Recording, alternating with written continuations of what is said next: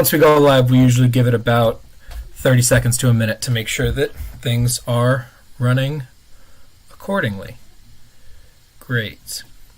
And StreamYard would like me to remind you to please stay in the studio until your recordings are done uploading. At the end of the show, don't exit out of this, just leave it up for a little while. Everything is done local, which actually removes latency, so that our internet issues cause problems. Cool. All right. Lucas. Oh, we don't have Nick today. I forgot how we do the intro. We don't have Nick. Just figure it out on the spot. I'll do Nick's part, and I'll do a... And you got a joke? Little thing, sure. Whatever. Sounds good. All right, here we go. Welcome to Best Infection. The Next Generation, a podcast about faith, fury, and fire. I'm Tyler.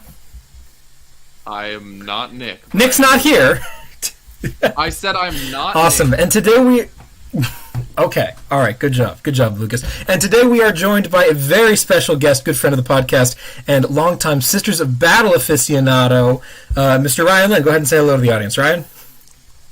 Hi. And not Lynn. Oh, you're Ryan Sharwick. My apologies. Ryan Lynn is not on the show this week. Anyway, I'm a little I've been having technical difficulties joining live. Thank you. We're working through a bunch of stuff, but we're here tonight to finally make it happen, because as Ryan over here has done something very special, something that we really like to bring attention to on this podcast, which is when someone does something really cool and interesting at a big event that is not what everyone else is doing, and they kick ass with it. So Ryan is here today to talk a little bit about his Sisters of Battle, particularly playing the order of the Argent Shroud, which we all thought was dead like 2 years ago or whenever it came out, basically, with that FAQ. But here we have our boy Ryan Sharwick, who's going to bring us a little bit of expertise on the subject. How are you doing today, Ryan? I'm lovely. Just absolutely peachy. How about yourself, Tyler? Oh, I'm doing real good. Fantastic. And how are you doing, Lucas? I'm great, man. So yeah, Tyler and I drove back to California in this last week. So we've had a lot of time hanging out together, and also just kind of getting set up in our old lives. And gonna enjoy the holidays here. We're doing a lot of hobbying. I've got some orcs to paint, which is really exciting after 6 months plus of just painting stupid robots. Painting vehicles really isn't my thing, but painting orcs is really fun and relaxing. So it's great to be able to do that again. So I'm feeling great, and coming up on the weekend here, which is awesome. So, how are you doing, Tyler? Have you done any hobbying lately? I hear there might be I'm doing good. Yeah, I am related project coming. Yeah, I am furiously assembling neophytes. The goal is to have 80, and I've been borrowing 40, but I want to have 80 of my own. So I've been scouring the internet for seismic cannons and putting together as many little rat goblin 3-arm boys as I possibly could. But we're making it happen. It's been a lot of fun, and I'm looking forward to getting that list on the table. Alrighty, so without further ado, Ryan, I want to go ahead and get you started here on walking us through this list. Wait a sec. I feel like we forgot something. Yeah, I think Ryan, Lucas, and I don't. Yeah, I don't know anything about Sisters of Battle. Do you know anything about Sisters of Battle, Lucas? Never. Not a single thing, really. Yeah. All right. Let me see if I can make a quick phone call to get us a little bit more Sisters of Battle expertise, real quick. Hello? Hello? Hello? Is anybody there? Can you hear me, Tyler? Oh, hi. Who is this? Oh, this is John. How you doing, Tyler? Oh, hi, John. Oh, it's our good friend of the podcast, John Lennon. How are you doing today, John? I'm doing great. I'm feeling extra faithful tonight. You know, 'tis the holiday season, the time to believe in miracles. Let's go. Let's Fantastic. go, boys. Well, Tonight it appears that we have ourselves our very own Slaaneshmas miracle, as John Lennon has materialized from the warp in order to help us through this Sisters of Battle discussion here. For those of you all not familiar with John Lennon, look him up. He's the first name that comes up. It's great. All right. So, we're going to jump right on into this, Israyan. Why don't you tell us about this awesome Argent Shroud list and what's going on? Give us the full breakdown, unit by unit, and what's going on here, man? Sure. So I've got a battalion running Vahls as the warlord. She has her warlord trait because I feel like it's almost always a good investment to take that. Celestine, Stern, and Kaigenal. That's the HQs. We've got 3 squads of 5 sisters. One of those squads has a multi-melta because I had the points for it, and so I just threw it in there because it's a pretty good pick in Argent Shroud. For elites, we got a Dogmata. She has the sigil, and the only reason I'm taking the sigil is so I could have I want the chorus of spiritual fortitude to it can make a unit immune to psychic powers. And then I have I think it's called Refrain of Blazing Piety, the smite, the targeted smite of within 12 inches. And that's just for Abaddon because fuck that guy.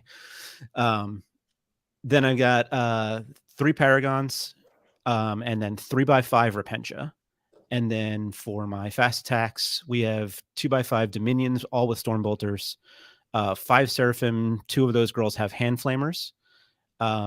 And then heavy, we got a Castigator, and 2x5 Retributors. There's a Cherub in each one of those units as well. Sounds good. You've got quite a pile of stuff here. Some things we're very familiar with, some things we're a little bit less familiar with. Yeah. But at the end of the day, I think the headlining fact here is the faction in question. Could you walk us through what it is? A, what does Argent Shroud even do in 2022? Yeah. And B, why are we here and not playing Bloody Rose? What's going on? Make it make sense, Ryan. Okay, well, Argent Shroud does every time that you move or advance, you count as remain stationary. And then their second ability is that whenever you take an attack with a unit, that unit can reroll 1 hit or 1 wound per attack sequence. The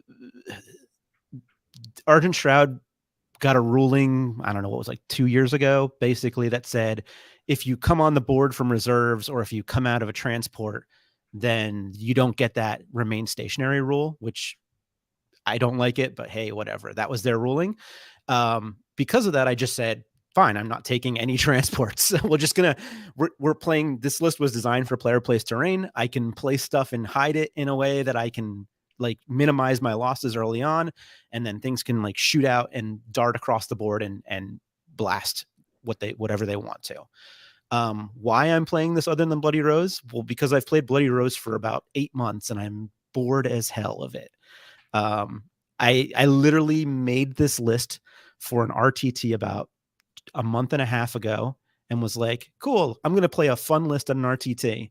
And I 3-0'd that RTT and I played a good Demons player in the final. And I beat him like 96 to like 20 or something like that. It was silly. And so I was like, yep, okay, that works out pretty good. So then we have our little local practice league here. And I brought this same list to the local practice league. I played Iron Warriors. I played a Chaos Demons again, beat both them, then played Lucas and lost to Lucas on our like final game of that. And I think I have some tweaks for Chaos Knights, but they're still that's probably one of the harder matchups.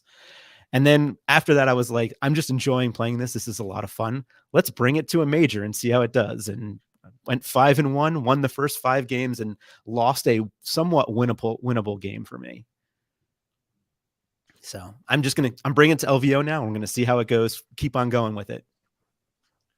Yeah, super well done, man. I really love all the kind of the more uncommon elements that you see. First of all, I tip my hat to anyone who puts Paragons on the table. Oh. As a man who's tried it himself, and I've gotten some mixed results out of the Paragons. I respect it anytime they actually get on the table. Yeah, they're interesting. They're definitely a little bit too expensive.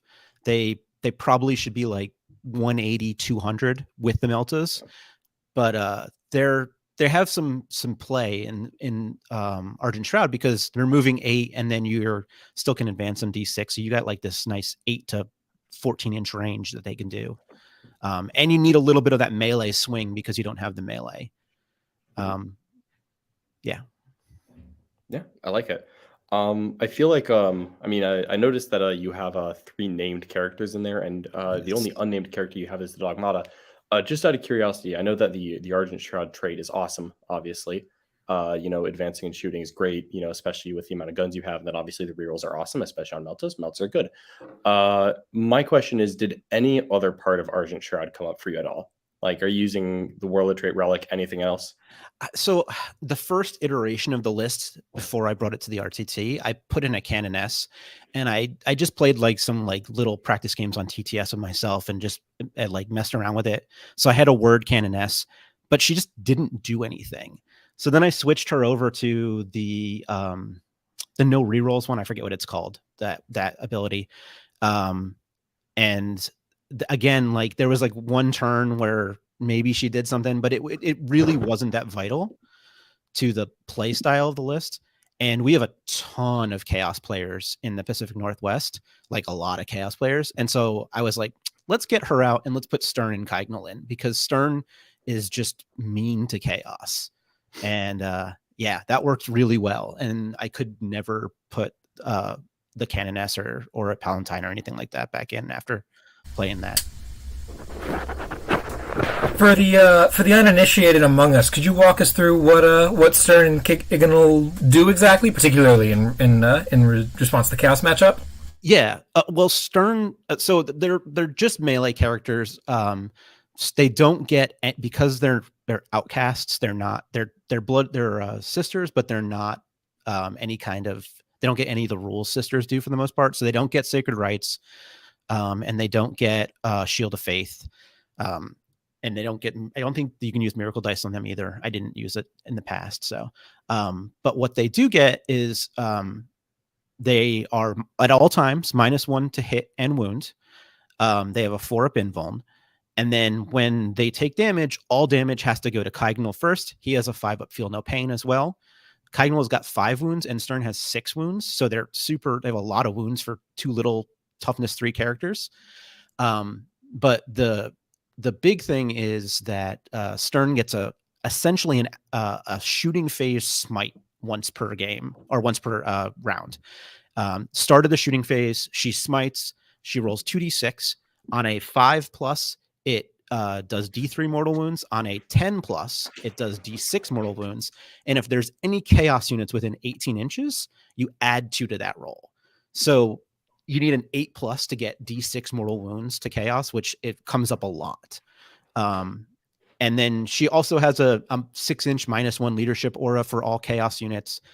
And then her sword, she has 5 attacks in melee, and her sword ignores invulns and is 2 damage. It's okay.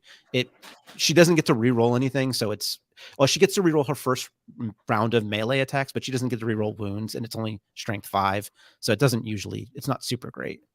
But the smite is really nice. I mean, I should clarify for our viewers that this is in fact not a smite. It does look not a smite, suspiciously like a smite. Yeah. But if someone were to attempt to deny that, you would find that there are no witches in this army, and they can't actually do it. They just happen to deal D3 mortals on a 5+ on 2d6. It's completely unrelated to a smite. No similarities at all. Yeah, I kept on referring to it as smite, and then like in 2 games, people were like, "Oh, I'll deny that." And I'm like, "Oh no, you can't deny that. Sorry." And I was like, "It's not a smite. It's the Bolt of Holy Judgment." So then I stopped doing that. But yeah, it's just easy to call it a smite. Yeah, it is pretty great. Sorry, John, go ahead. No. I like how that stacks with the chant off the Dogmata, because that is a nice way to dump a surprising amount of mortals on people, and then it's just better into chaos, as it should be. Yeah, in my last game against Death Guard, she got 2 rounds of being able to cast her smite, and she supered both of them and rolled a 5 and a 6 for mortal wounds. So she killed basically 5 Plague Marines by herself just from that. That's disgusting. Yeah, it was gross. Now that we've gone over the list and some of the details in it, I'm kind of curious, just in general, how it plays. And Ryan, obviously, you can let us know, but John, pipe up as well as to how Argent Shroud plays relative to Bloody Rose. I feel like most people at this point are familiar with the castle building, send out missile units that Bloody Rose does. And I'm curious if does this list kind of play with the same style, or does Argent Shroud do something different fundamentally? So the way I play it, I hate the castle style of play. I've played that with Bloody Rose because like it kind of feels like it's the only way to play it, but it's really boring to me. I like being able to move units around. Somebody once said that movement wins games, right? So having the extra speed kind of is the way what I was looking for at this. And I like all the MSU units because I can hide them all around, buff a unit with Vahls, and then shoot it D6 plus D6 inches and get angles on things and get good pick good targets with that. So it's really interactive because of that, playing like that. And it especially with player place terrain, where a lot of times you have these like flat pieces that you can hide stuff behind, but it's really pretty easy to get angles on those, especially for bigger units. It works really well at that.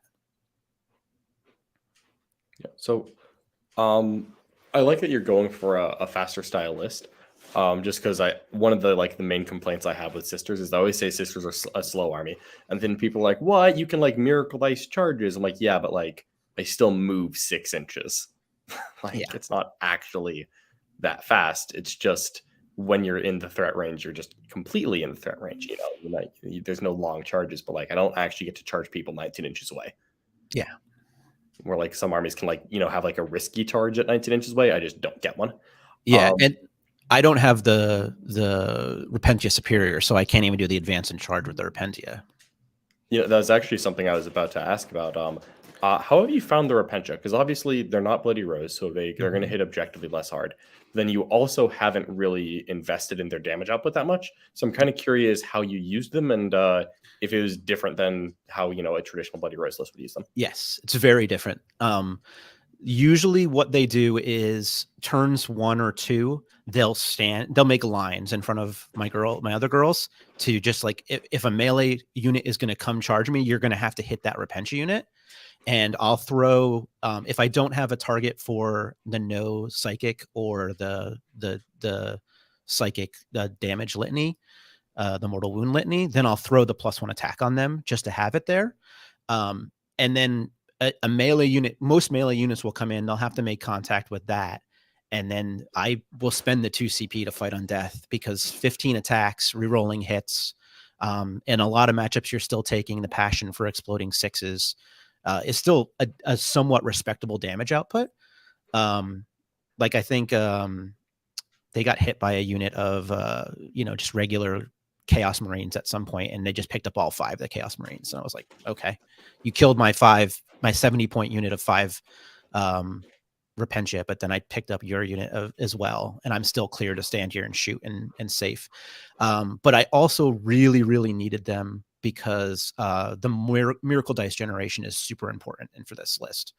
The more miracle dice you have, that means more advances that you could do, more 6s you can pull for damage. I didn't take the Litany of Faith, which is the biggest pain point, and that literally the only reason I don't have it is because I don't have a character that it can go on. So that's the main reason why I don't have it. And I can't put it on the Paragon or something like that because she does die pretty quickly most of the time. Oh yeah, you don't really have a good sergeant to put it on either. Yeah. No, you really don't. Okay. So is it safe to assume that, as you're mentioning how important the Miracle Dice generation is it safe to assume that this is following a relatively similar secondary plan to a traditional Bloody Rose list?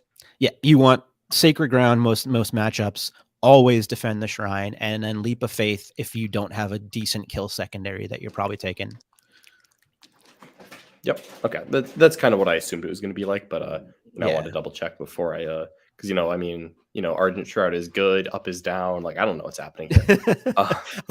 I still think that Bloody Rose is probably better in most matchups. But there's this element that people don't know how to play into this. People give your Repentia way too much respect. They're like, whoa, I've fought against those before, and they picked up my unit of 10 Terminators, no problem. And I'm like, yeah, they're not that good. And they're like, yeah, you're saying that, but I'm going to stay like 18 inches away from them. I'm like, okay.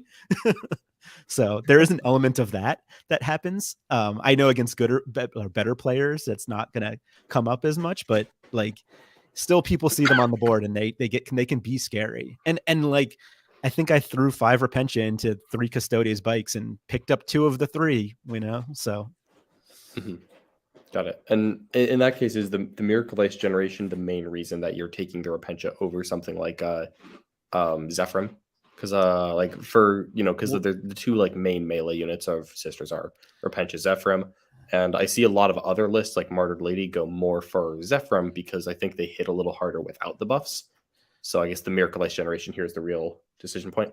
It's like the breaking point. It's like the Zephyrim are fine as well. Like you could use Zephyrim instead of the Repentia, but I think the extra Miracle Dice is nice, and I think Zephyrim are 5 points more expensive too, so it just saves you 5 points. Okay, fair. I'm curious about 2 of the other units in your list, Ryan, before we maybe start talking about some of the games that you played at Slaaneshmas. Yeah. The first of which is the Castigator. This was, I think, something that we started seeing cropping up in Sisters lists maybe like a year or so ago, maybe a little bit more. People were throwing one of these in just to be a big tonk that shoots some stuff. How did you find the Castigator in your games at Slaaneshmas? So in the games against in Slaneshmas, it was only impactful in really one game, and that was against the Bloody Rose. Actually, it was good in 2. It was good against Bloody Rose Sisters, and it was good against Demons. This list hilariously just smashes Bloody Rose Sisters because it has so much long range shooting and so much angles that you just pick up all of their Repentia without them being able to do anything. So that's kind of funny. And in that, like the Castigator just zoomed around the corner of the board and like got an angle on a squad of 8 Repentia and just picked them all up. I was like, yep, okay, they're dead. So I honestly, that's the one, like thinking of future things, iterations of this list, I might drop the Castigator and just do another squad of Retributors. And that's mainly just because I'm so scared of guard tanks right now. There's so many guard tanks, and that Castigator does nothing in that matchup for the most part. So 5 more Rets might be better. It's about the same average damage from anything that's not like a 1 wound horde unit. So, but she's makes fun. sense. Moving in that more matchup related direction, you're trying to do a very specific thing here. What, generally speaking, do you feel like you do that thing well into, and what are you concerned about from like an archetypical big picture idea, not necessarily a fashion? It's good at dealing with anything that wants to try to play the mission. Wants to go onto an objective and hold an objective with small units and play the mission like that. It does really well into like chaos in general. It does really good into demons. I've not lost to demons yet, and I've played some really good demons players. It does good in the Bloody Rose as well, as like I said. The thing that I'm scared of is I'm scared of big beefy units. So Chaos Knights that have a ton of like the War Dogs. I just can't kill them fast enough, and I have to expose myself to kill them. So when Lucas and I played, I think I shot all my Meltas into into like 4 War Dogs and killed like 2 of them and wounded 2 of them, and I was like, oh, I'm standing in front of 11 or 8. I'm like, okay, this is going to go bad. And it went real bad. It also, I haven't played against something like Blood Angels or something that's super fast melee wise. That scares me because I'm going to get overrun, and I don't know if there's much I can do about that. It's not, luckily I haven't, at least in our local meta, there's not a lot of that to deal with. It's been good into chaos in general because usually they have anything that does the Bloody Rose style of play where I want to send one unit out and I want to hold everything back in my castle, it does really good into, because they have to send something out to take objectives, and I can throw a little 5-girl Melta squad around a corner, pick that up, and then be hidden from stuff. And then you have to expose yourself to get an angle on that to kill that Melta squad. And if you do that, you're exposing yourself to the rest of stuff.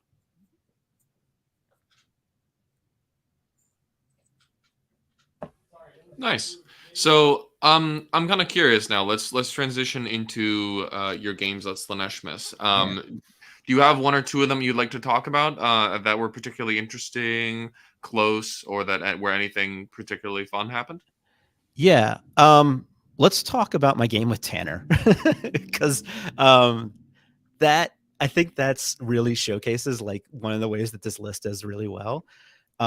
So this was against Chaos Demons. He was running like the I call it, he's gonna get mad at me for saying this, but I call it like baby first demons list. It had Bellicor, a Lord of Change, a Bloodthirster, 15 Flamers, and then like a handful of little troops, couple blue horrors, couple bloodletters. Like the first thing when you build a list for demons, the kind of stuff you like to look at.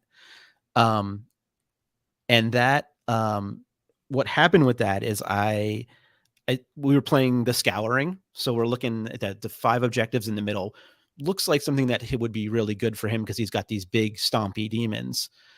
But when he looks at the list and he realizes my threat range with the Meltas, he's like, if I put Bellicor anywhere on the board and you go first, you have like 26 Melta shots going into him. You probably kill him with that.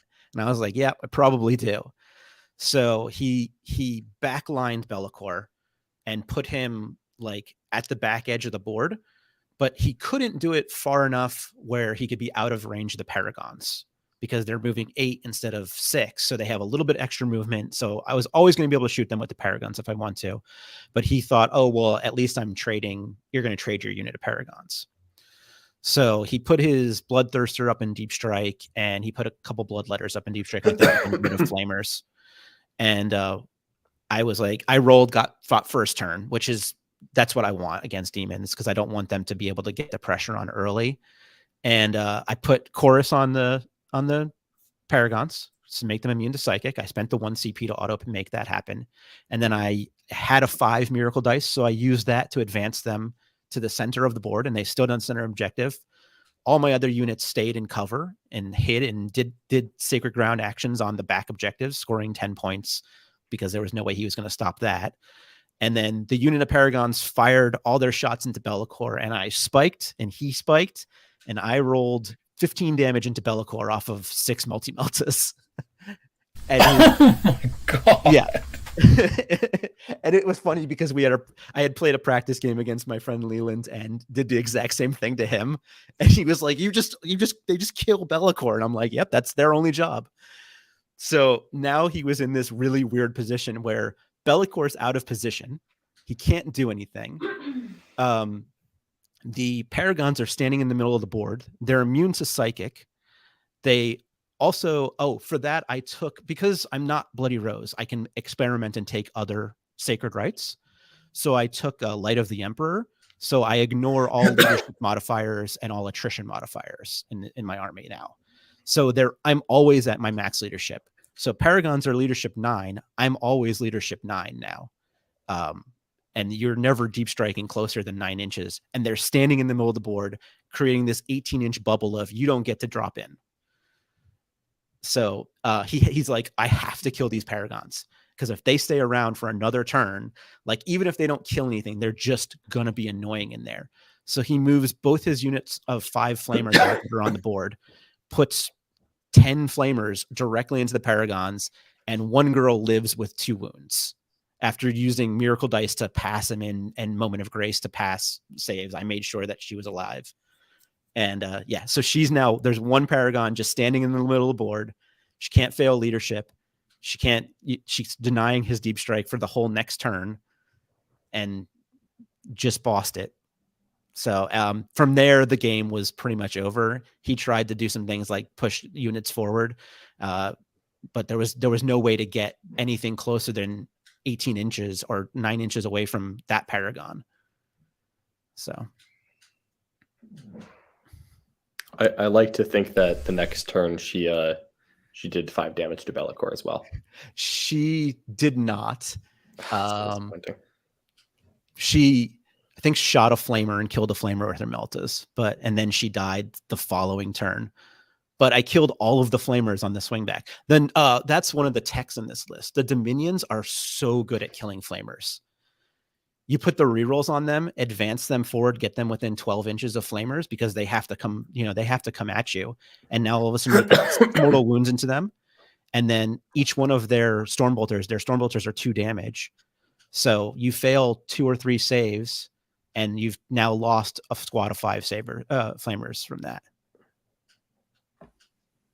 Didn't even think about that. That's really cool. Yeah. Huh. It's 6 mortal wounds going in with Blessed Bolts. And then you got you have 16 attacks. You get 3 6s. You're re-rolling all hits, re-rolling all wounds. So you're probably getting like 11 hits, and then wounding on 4s re-rolling. So you're getting like another 7 or 8 wounds. And then they're savings on 3s. Yeah. But they're still going to roll a couple 1s and 2s. Like it always happens. So that's at least 1 dead. Then the 6 mortal wounds is 2 more dead. So you're killing at least 3. And then when you get them down to like 1 unit, one model, they're not that threatening anymore. And you can't res flamers with the strat that brings demons back. So because they're multi-wound, right? Is that how it works? Yeah. You can only heal them, but whatever. Was the anti-chaos chance and smite you have in this list very useful here, or did it not come up that much? It didn't. I think no. What happened is he ended up at the end of the game. He was just like, I'm just killing something with my Bloodthirster. So he dropped his Bloodthirster in, bossed a 10-inch charge out of Deep Strike, and he charged Stern and Kygnal. And the Bloodthirster put all of its attacks into Stern and Kygnal. I think that put him all his attacks with Stern into Stern and Kygnal and killed them on the last wound. And then that Bloodthirster died horribly in the next turn. So sounds about right. But yeah, she was on the Dogmata was on the other side of the board, so she wasn't in range to do that. Still, I like it. Honestly, I feel like one of the things that we haven't really talked about here is the fact that all 3 named characters like actually give you a lot more combat punch than a non-Bloody Rose list would suggest. Yeah. It's with a phase cap Bloodthirster, you're thinking like, okay, well, you have to do the 8-inch shooting, and we've talked about Meltas being good, and you know what, Meltas are good for removing 8 wounds from a Bloodthirster. Everyone knows that. But I feel like we haven't talked about the fact that you can totally do it in melee too, even without using like your wish.com or Pencha. Yeah. The first of all, Celestine is amazing. Like I can't not take her in a list because every time I take her out, something horrible happens. In this list, she's kind of funny because oftentimes I just send her off on her own and just let her go kill stuff. One of the concepts I like to think about for this list is it plays a lot like Harlequins, light Harlequins used to play back when they first came out, where like the first 1 or 2 turns, all you do is stand back and shoot, and your goal is to whittle down all of the units the enemy's threatening units, and then turns 3, 4, and 5, my characters like fly out and start to like pick up stuff that are like not as threatening to them in melee. You still have to avoid some things, but yeah, that's how I use them. And oftentimes Celestine will just be a bully on a like that off to the corner objective that the person decides to put a squad of Space Marines on, or a squad of cultists. She just goes over there and just picks up that whole squad, and then sometimes she doesn't die after that because with Miracle Dice and the way her rules work, she can just ignore a lot of stuff and heal herself back up. So, and then I can like fly her back to cover and retreat her if I need to. Yeah, between the 3 characters, and I am glad that you have Vahls Warlord trait, by the way. Yes. Between the three characters, you do pack a lot of combat punch. Enough that you could easily just kind of dogpile someone if they had a unit that required all that melee at once. Yeah. I always yell at Bloody Rose players who don't take Righteous Rage on Vol, but I feel like in your list it's even more mandatory because you always have so many good targets for her full rerolls to go on. You never want a self buff. The thought is there a turn where I would get her into combat where I wouldn't be willing to spend 1 CP to give her full hits and wound rerolls if that was a strat? And there's I would always be willing to spend that. So I'm expecting her to get into combat at least once per game. So that 1 CP is worth it just at that. Yep. Full agreed. I feel like the only very cool. So it seems like no, go for it. Please go. All right. Well, Tully's muted, so I'm taking it.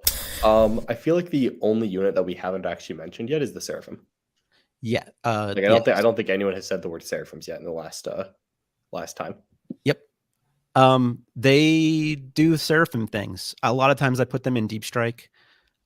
So when I started the list, I started with 2 units of Seraphim and 1 unit of Dominions. The point of that was I had 1 with hand flamers and 1 with Inferno pistols. But the Inferno pistol unit did literally nothing for 5 games. And I was like, I guess I'll pull them out and do 2 Dominions.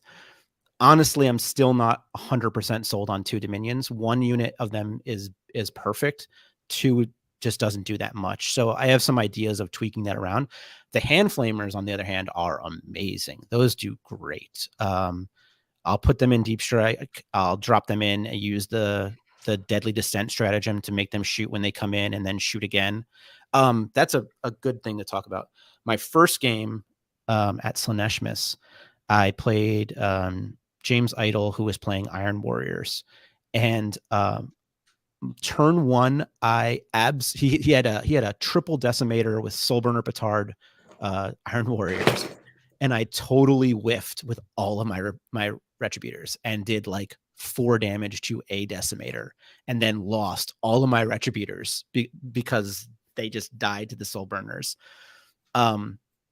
And that was even with using the Argent Shroud strat, which is a 4+ feel no pain to mortal wounds.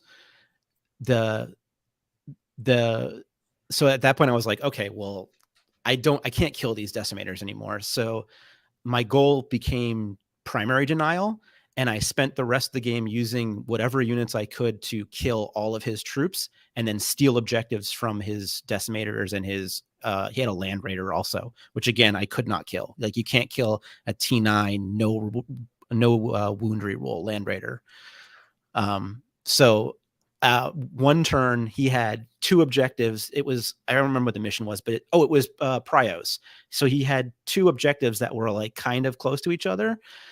And I dropped the Seraphim in between the 2 of them, did the Deadly Descent strat, picked up a whole squad of cultists off of 1, and then on my turn, or on their shooting phase, did the 2 CP max shots with flamers and picked up the other squad of cultists on the other objective, wiping out 2 of his objective holders in 1 turn. And I denied him primaries 3 out of 4 turns, literally 0 primary 3 out of 4 turns or something like that.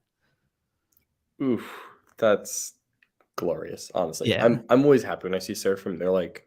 They're my favorite unit that people should be running in my mind. Because every Bloody Rose player runs 3x8 Zephyrim. Yeah. And I'm over here with 2 Zephyrim and my 1 special Seraphim squad. I was kind of curious if you had experimented with trying on them on the board, because just because the Inferno Pistol Seraphim squad, which are literally garbage in every order, they feel like they should work in our Shroud. They just don't. I tried them on. I always started them on the board in all my practice games, and literally they would never have anywhere to go because it's still 6 inches. You don't want to move them to be in range of just the regular the bolt pistols, because that doesn't do anything. So even with the advance, you'd all right, I'm going to throw it over here, and I think most of the time what they ended up doing was being an early, I'm going to go score sacred ground on this objective and make you come over here and kill me, which there's a little bit of value in that, but I could do another squad of hand flamers and do the same thing. Yeah, no, you can always do something. Honestly, I at this point, I'm actually assuming that you just have a prohibition on transports because of that stupid ruling. But I was like almost expecting when I saw Argent Shroud and I saw the Dominions, I was kind of expecting an Immolator to be somewhere in the list. They're just too expensive. I Yeah, don't know. I don't know fully anything agreed. that I would drop for them. Yeah, but like I was looking through your list and I was like, because I was like kind of like going down the line like before I try to digest, and I was like, huh, Meltas, rerolls, a lot of weird mortal wound tricks in here, and I was almost like, what if he took an Immolator just Just for to that little explode it. extra mortal? It's an For idea. context for the chat, and this is completely garbage, by the way. An Immolator for 1 CP can auto explode if it's equipped with the heavy flamer version.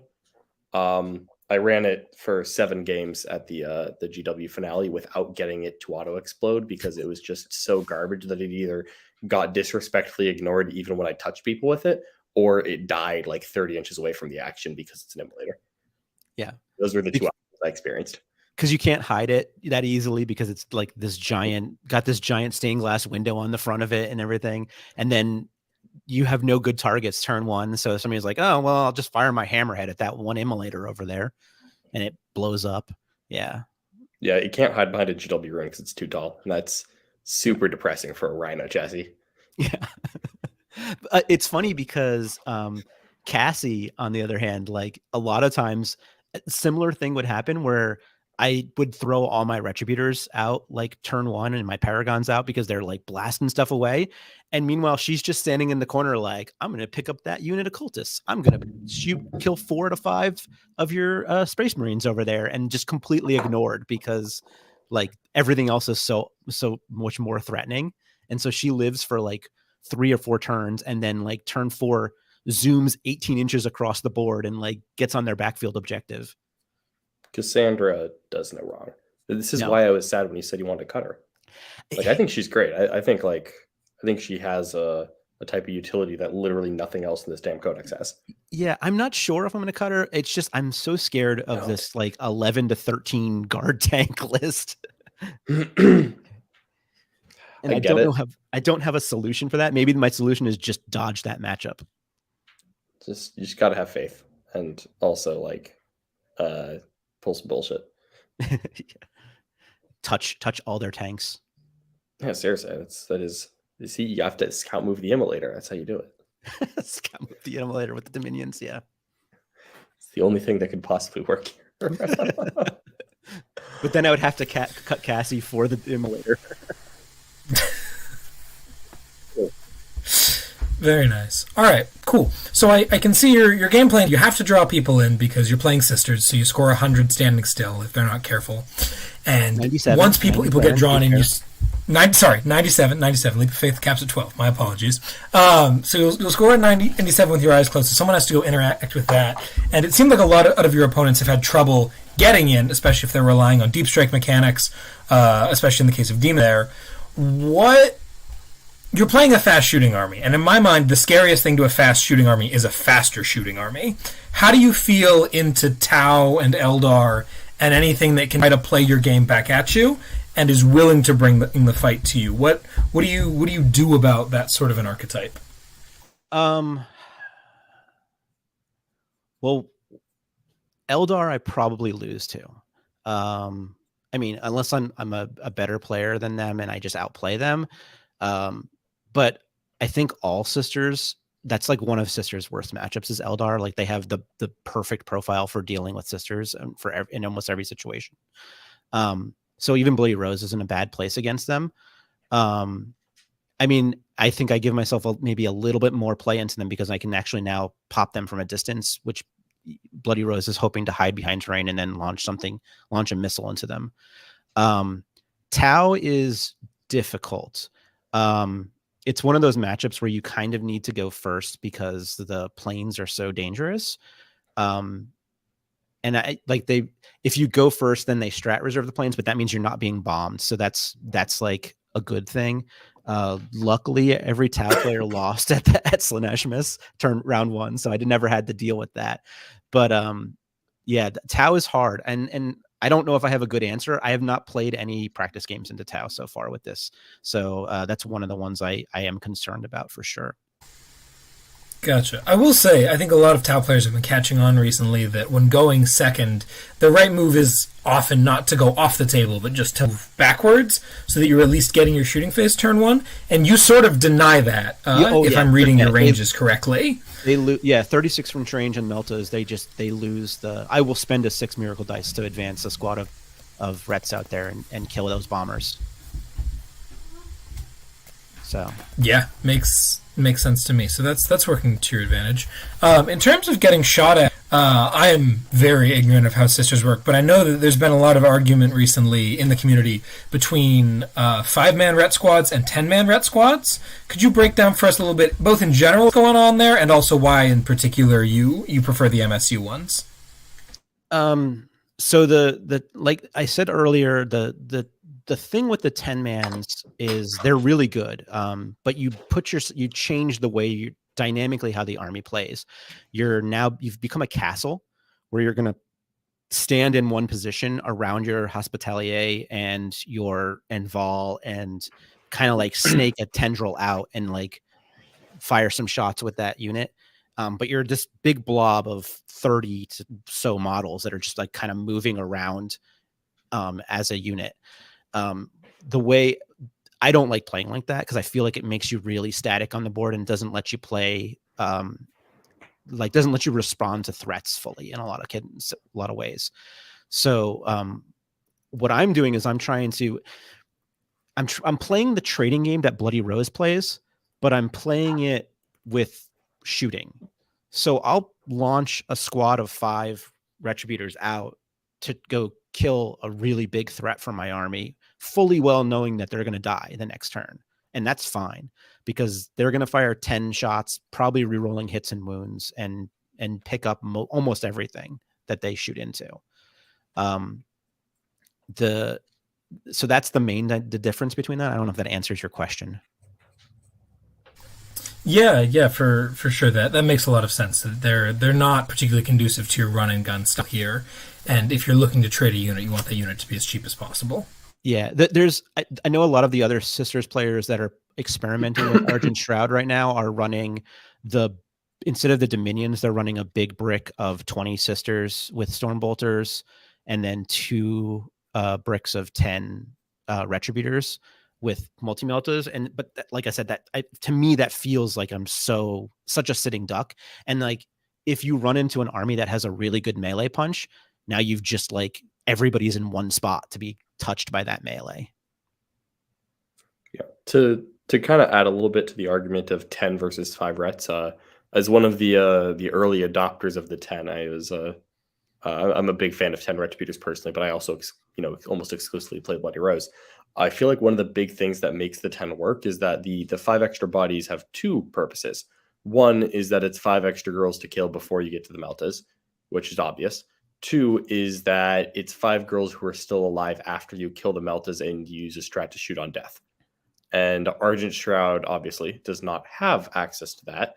And while it does a lot of other things instead, I feel like the 10 strong in Argent Shroud only gets half of the reason you would take a 10. Where I think in Martyred Lady or Bloody Rose, it is far superior to the 5. And I don't care what everyone else does, the 10 is better. But Argent Shroud, it's not nearly as clear cut because you don't get that shoot on death access, which I think really sells, the value of it in my mind. And yeah, I absolutely see that.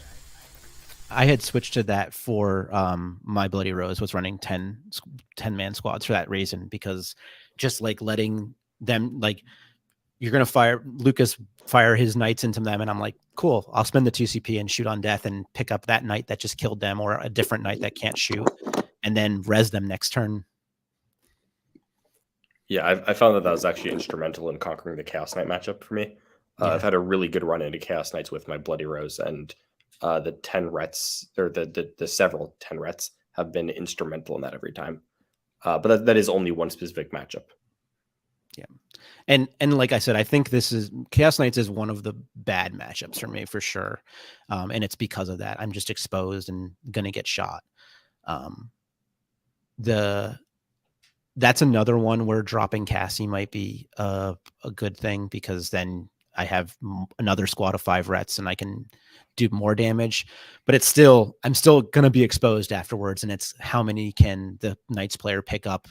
We're basically playing a dice game of who rolls better.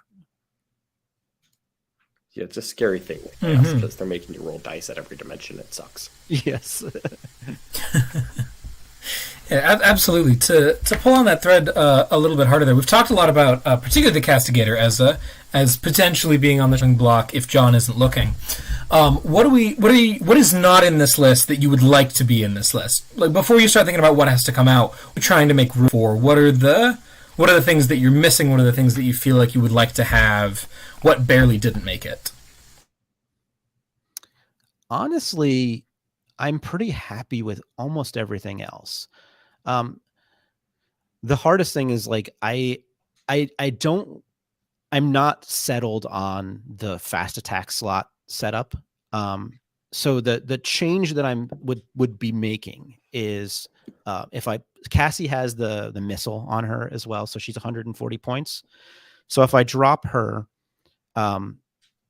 then I switch one of Dominions. Dominions are for some reason 10 points more expensive than Seraphim. So I would drop the Dominion squad and Cassie out. That gives me 150 points plus an extra 80. And so I would just switch it for a Dominion squad with a Cherub and another Hand Flamer Seraphim squad in that case.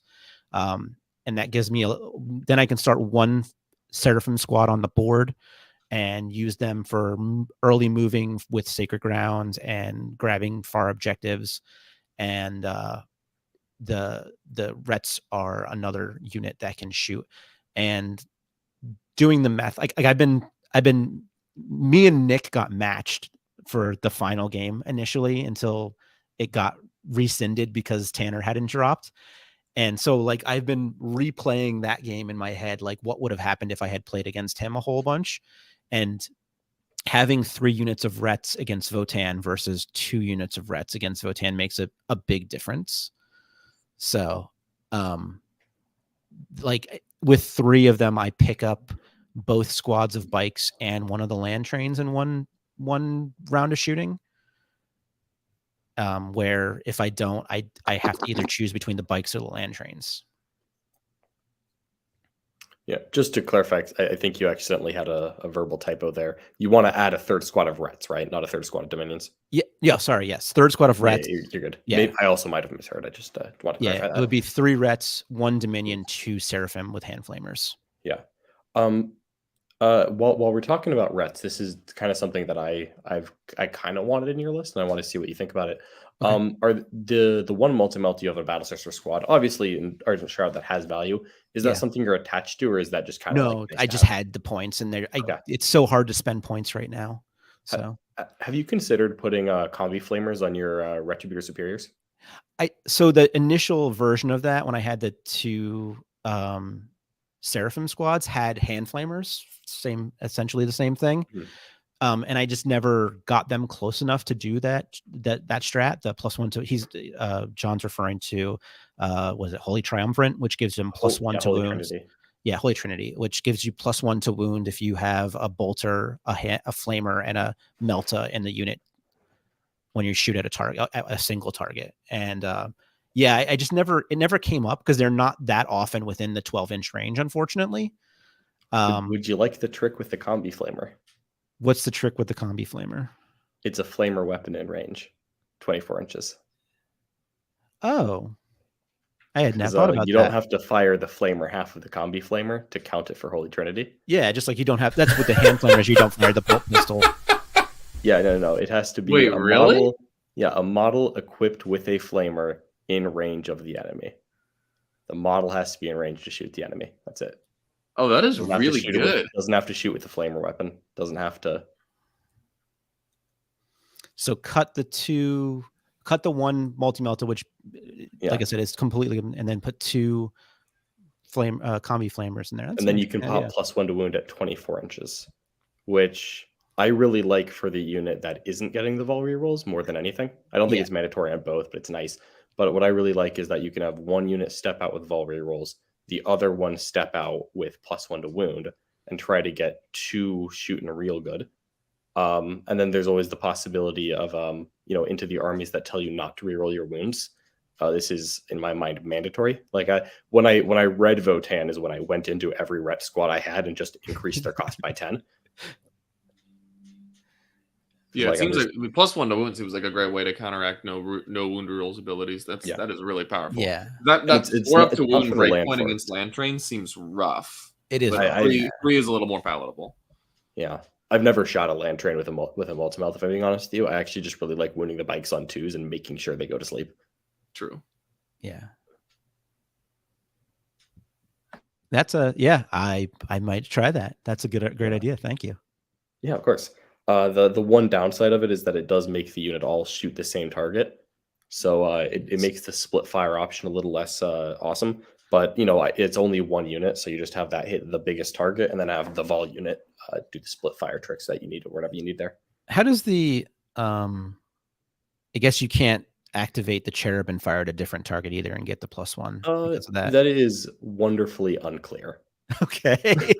I'm not even going to pretend that I know the answer to that one. Actually, I've read that like 7 times, and I'm just like, is it the unit? Is it not the unit? Because on the one hand, if it's the unit, then I don't know. Actually, honestly, I would just ask it to you. I've never had that situation come up because whenever I Holy Trinity something, it's usually something that requires the full undivided attention of that Retributor squad. Yeah, that makes sense. The strat says at the end of the phase, models in that unit can only make attacks against that enemy unit. So I think you're sticking your cherub there as well. Yeah. Yeah. Okay. Okay. Yeah, that does seem pretty clear. So then yeah, don't shoot anything else. But you know what? If someone needs to die enough that you're willing to spend a CP on it, I'm willing to toss the cherub there too. And if the worst case scenario happens and I don't fire the cherub because it's already dead, it was a CP well spent. Yeah.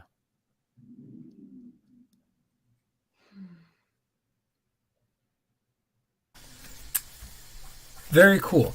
I wanted to talk a little bit about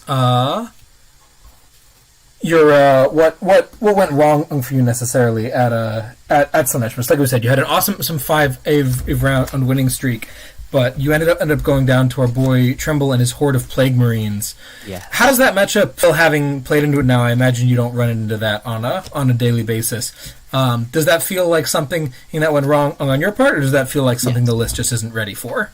No, I made mistakes. So first of all, he went first, which is a huge advantage because tragic mistake, Ryan. Yeah. Yeah, I need Steve's in chat too. So it's okay. I'll talk about this. So he went first. So he gets to move. I get to shoot. He gets to move. I get to shoot. He gets to move. Mike Lee charge me at that point, right? If I go first, it's me shoot, him move, me shoot, him move, me shoot. So I get an extra shooting phase just based on that dice roll. I picked up 23 Plague Marines on turn 1. And the mistake that I made, and I think even if I had gone second now that I've played it into it, I've done the math against that list hundreds of times, but it's a different thing when you're actually standing in front of it and it's on the table in front of you and you're looking at all those bodies and you think about how you're going to stop them from getting to you.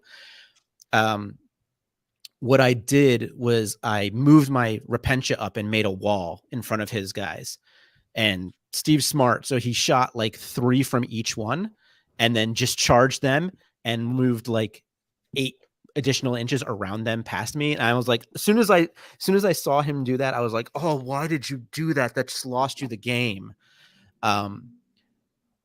If I had just instead stood back and then abandoned all my objectives and ran to the corner and shot again the next turn, I would have probably tabled him. We called the game at the bottom of 4, and all that was left on the board for me was Celestine and Castigator, and all that was on the board for him was Abaddon, 12 Plague Marines, and the Foul Blight Spawn. So, like, if I have one more round of shooting, he's 100% tabled.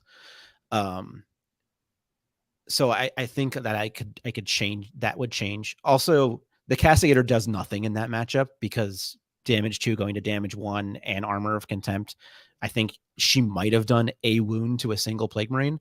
Having 5 more Rets, guess what? That's probably 7 more dead Plague Marines right there. So yeah, that's another change in that. Yeah, that makes sense. I know he had the Dawn. I know you were talking about your like very cutesy bit of tech on. I think it was the Dogmata that can hopefully help mitigate his his prowess. Was that effective here? Does this seem like a thing like? You seem like you know what to say on this.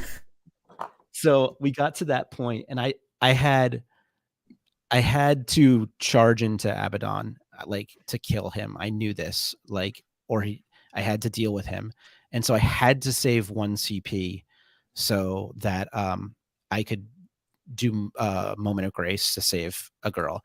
And then my Dogmata, her one job is to roll a 3 up because I can't afford to spend the CP to auto pass it. And she rolls a 2 on her litany. And it was big sad. Ryan, no. I had no choice. Like I had to have that CP because otherwise 100% I lose Vahls in that fight. Yeah. And then he again was smart and charged Abaddon into the Dogmata and killed her anyway.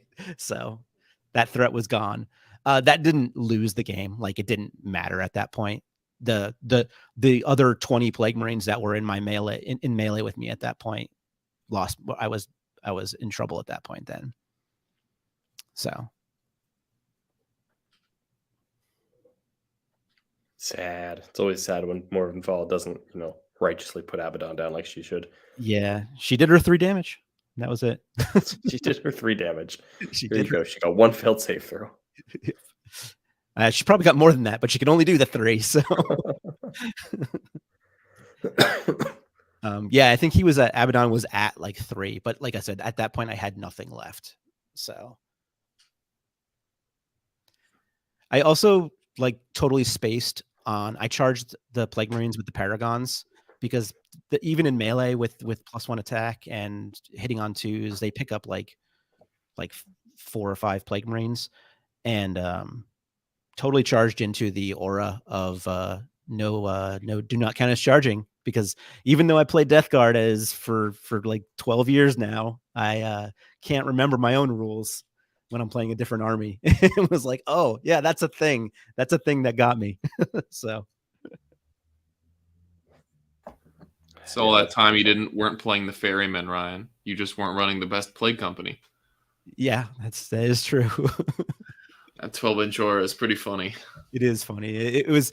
He just had him standing in the middle of the board, and like at the end when we called the game, he was like, "You want to go try to kill her with Celestine?" I'm like, I'm not charging him with Celestine. What are you talking about? She'll stand on her objective over here. Sounds about right. You had mentioned that you have very serious concerns regarding particularly Hank's list, basically that giant pile of Lehman Russ. As Guard move onto the scene and may or may not be making appearance at Vegas, we'll find out at some point. How are you feeling about the more traditional mixed arms, Kazarkin plus Russ plus mortars plus infantry sort of Guard with this? And are there any changes you feel need to be made to them entering the scene? I don't really know how I feel about it. It's so. They have such crazy damage output, and especially once they get what is her name? The Creed. Especially once they get that and they have strength 6 mortars. Like, I don't know what Sisters do against that. Like, strength 6 into Sisters is just so good. And I don't care if I have Armor of Contempt and I'm saving on 2s and whatever. It's like I'm gonna roll 1s and each one's a dead girl. So in theory, he can pick up a squad of Rets a turn from out of line of sight. So I don't know how that's going to go. I am selfishly hoping that they're not viable for LVO. But we will see. I'm not going to change the list too radically to try to combat that. Because I don't have it. I'm not going to have enough reps and enough practice to try to make that happen. So I'll hope to dodge. That makes good sense. As someone who I know for a fact has 9 mortars on his hobby desk right now, what do you think about the Sisters Guard matchup, John? How are they, Sister in general, going to be able to deal with that, or what do they need to adapt? I definitely think it's going to be challenging because Guard is one of those rare armies that can get pretty close to Sisters on the scoreboard. Where Guard also have relatively good passive secondaries and they shoot better. I think that Ryan's going to hate this. I think that one of the things that matters a ton here is having transports. Yes. Because mortars at strength 6 do literally nothing to a Rhino. Yeah. Wounding on 5s before you get the 2-up save is a really good slowdown. And it also has the wonderful fact of like it's something that can screen a Casterkin squad out of your backfield, where it also totally doesn't matter if they come in and kill it. Because if they come in and kill the Rhino with a Casterkin squad, it's like, great, I accept your Casterkins because, they can only do that trick once. So I feel like transport's going to be really nice for slowing that down. But running out and shooting Russ, even if you get into the wonderful, like, glorious zone where you're able to do it, one, wounding on 4s with a non-vulnerable unit sucks. Maybe try wounding on 3s. Two, it's really hard to sequence shooting into Guard because the damn shoot on death with the Russ. You have to be very careful with how you draw line of sight to them. Yeah, and the thing is, I don't know how much. Like, if I was running Bloody Rose, I'd probably definitely switch to 2 Rhinos for that specific situation, and I don't know how well even Bloody Rose does into Guard. Like I said, I haven't had any test games into them, so I'd have to experiment with that. I haven't played it at all. I've played both armies a decent amount, although less games with New Guard. But my take on it is that Bloody Rose is probably the best order for trying to fight Guard, but it's likely still not enough. Yeah. Funny enough, I actually don't even hate Martyred Lady into Guard because you don't need your combat to hit harder at all. And I like 1 CP shoot on death, but I actually the Ret shoot on death is one of the things I really want. You wouldn't have that for LVO. Oh, yeah, it's true. Yeah, never mind. Yep. Well, this is why you play Bloody Rose, everyone. Right, I forgot that they're removing everyone's supplements. Yep. So, yeah, but not the Bloody Rose one. The Bloody Rose one stays. Yes, because that's there for June. Excellent. Well, in that case, play Bloody Rose, shoot Russ on death so that they can shoot you on death. Yeah, but I'm realistically, I'm not going to LVO to win LVO. I'm going to try to do as best I can, like I do at every tournament. But I don't see myself getting top 8 there, so I'd rather play this list that I'm having a lot of fun with, and not try to play a list that I've kind of been bored with for a while with the Bloody Rose. So and especially a lot of success with an off meta army comes with the reps and the comfort with it. Yep. And if you take that away, you are now just a worse Sisters list. Yep. And that's one of my biggest failings as a player is in the past, I'm notorious for like week before being like, hey, I've been playing Death Guard for like 6 months or 3 weeks of practice games. Let's reroll the Bloody Rose Sisters right now. Or I've been playing Bloody Rose. Let's reroll the Death Guard and switch back. And I always switch the last moment. I did it for BAO and I did it for US Open Seattle. And I'm trying not to do that anymore. So I've been playing this. This has got a bunch of games and a bunch of practice in this. So I'm going to just stick with this and do better with that. Excellent. I think that's the right way to approach it. Yeah. Yeah, that makes good sense to me. I imagine that a lot of who are going to be bringing Guard to LVO. Well, first of all, they're probably going to find out pretty late if they're able to bring it, and let's not have a ton of reps in with it. And even if they do, being such a fresh codex, a lot of players are not going to have that familiarity with their army. And between that and you playing an army that they're familiar with seeing, because who the hell is playing Argent Shroud, those two can combo really nicely. And I've seen Guard players lose games over smaller disadvantages. Yeah. So hopefully that works out well for you. Fantastic. Any other questions you guys have for Ryan before we sign off for the night? I think I'm good to go. This was a really fun show. Thank you both, John and Ryan, for coming on. This was a great discussion and fun to talk about something that's more off meta and creative. It was really cool. Yeah, thanks for having me. Appreciate you having me on, guys. It's really fun to talk about the Argent, Shroud, the Ultimate Sisters, and Ryan, super well done on an excellent show. Oh, thank you very much. Yeah, thanks for having me. It's been fun, like, playing this list, and I encourage people that want to try something different to go experiment, because there's a lot of other fun things you can do with armies out there. Fantastic. Well, as Lucas said, thank you again and to both Ryan and Ryan Sherwick and John and for joining us this week. If you've made it to the end of the episode and you're not on our Discord to keep the conversation going, head on over to patreon.com/BTN, or maybe you have to go to Best in Tabletop. I don't know. Join us there. We've got a bit reps going up regularly on the YouTube. Check us out there. If you're not watching there, subscribing there is the best place to help us grow with your clicks. So we'd really appreciate that. We've got. I still don't have the new merch in the Slack out there, and it's a lot of fun. So we'd love your support in any way you may have. I think it's very plausible that we're going to take a 2-week break for the holidays. Maybe back in fun and random between now and then. But with that all being said and done, thank you again to our guests for joining us. Thank you again to our listeners for listening, and you're the only reason that any of this happens. I've been Tyler. Nick's not here. I've been Lucas. Thanks for listening, everyone. See you guys in the new year, probably. Take care, everyone.